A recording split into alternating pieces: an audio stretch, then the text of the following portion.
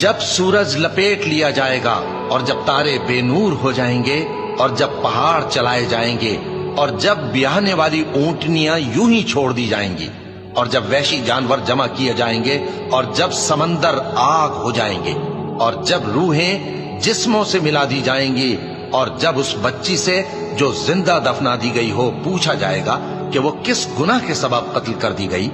اور جب اعمال کے دفتر کھولے جائیں گے اور جب آسمان کی کھال کھینچ لی جائے گی اور جب دوزخ کی آگ بھڑکائی جائے گی اور جب بہشت قریب لائی جائے گی، تب ہر شخص معلوم کر لے گا کہ وہ کیا لے کر آیا ہے۔